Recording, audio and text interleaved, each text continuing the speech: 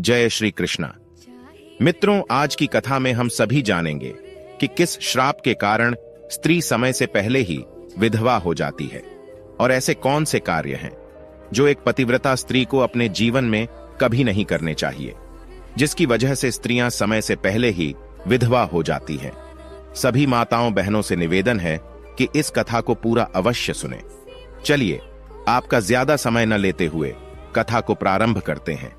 मित्रों, एक बार की बात है जब भगवान विष्णु के सबसे बड़े भक्त देव ऋषि मुनि जब आकाश मार्ग से विचरण कर रहे थे, तब उन्होंने आकाश मार्ग से खड़े होकर देखा कि धरती लोक में कुछ स्त्रियां फूल तोड़ रही थीं, जो देखने में एक ही उम्र की थी, परंतु उसमें से एक औरत विधवा हो चुकी थी और बहुत दुखी जीवन व्यतीत कर रही थी, और बाकी उसी उम्र की औरत अपने पतियों के साथ सुख से अपना जीवन व्यतीत कर रही थी।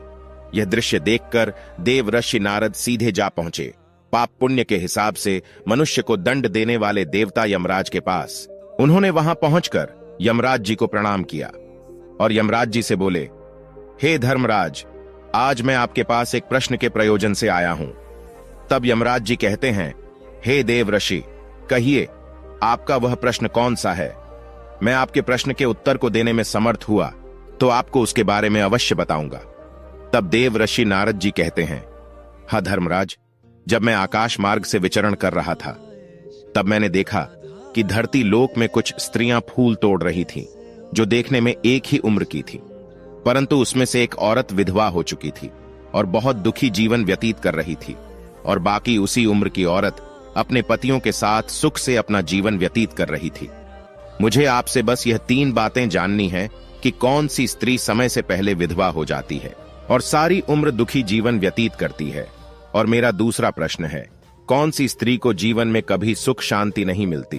और मेरा तीसरा प्रश्न है, वह कौन सी चीज है जो एक पत्नी अपने पति के मांगने पर भी पति को नहीं देती।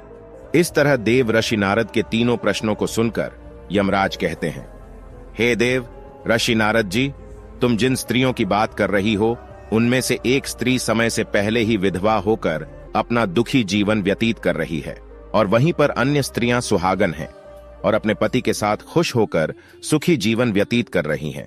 तुम जानना चाहते हो आखिर ऐसा क्यों है? तो सुनो, मैं तुम्हें इन सभी प्रश्नों का उत्तर एक कथा के माध्यम से देना चाहता हूं। इस कथा को बहुत ही ध्यान से सुनना, क्योंकि आधी अधूरी कथा सुनने वालों को आधा अधूरा ही ज्ञान प्राप्त होता है, जो जीवन में कभी काम नहीं आता। और यदि तुमने ध्यान से सुना तो तुम्हारे तीनों प्रश्नों के उत्तर कथा को सुनने के बाद तुम्हें मिल जाएंगे। फिर देव ऋषि नारद कहते हैं, हे धर्मराज, मैं आपको वचन देता हूं कि मैं इस कथा को पूरा सुनूंगा और संसार की समस्त नारियों तक इस कथा को आपके माध्यम से पहुंचाऊंगा। देव ऋषि नारद की यह बात सुनकर यमराज कहते हैं, हे देव ऋषि नारद, सबसे पहले मैं तुम्हें उस स्त्री की कहानी सुनाना चाहता हूं जो सुहागन बनकर सुखी जीवन जी रहे हैं। और जिस सुहागन स्त्री की तुम बात कर रही हो, वह स्त्री और कोई नहीं बल्कि कौशल नरेश के नौकर की पत्नी है। और वह स्त्री जिस नौकर की पत्नी है, उस नौकर को अपनी पत्नी पर पूरा विश्वास है कि मेरी पत्नी एक चरित्रवान और पतिव्रता स्त्री है, जिसकी प्रशंसा वह नगर में सबसे किया करता है और अपने साथियों से अपनी पत्नी के गुणगान किया करता है। फिर धर्मराज कहते हैं कि हे देव ऋषि नारद जी, उस नौकर की पत्नी की चर्चा समस्त नगर में होने लगी।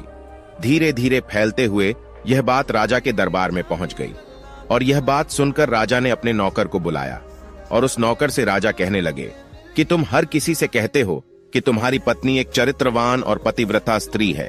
क्या वास्तव में तुम्हारी पत्नी एक चरित्रवान और पतिव्रता स्त्री है?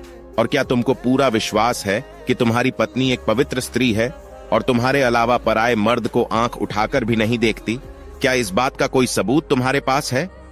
राजा की इस बात को सुनकर नौकर कहने लगा, महाराज, मुझे अपनी धर्म पत्नी पर पूरा विश्वास है कि वह एक पतिव्रता स्त्री है और मेरे अलावा वह पराये मर्दों को नहीं देखती। नौकर की इस बात को सुनकर राजा के एक मंत्री ने कहा,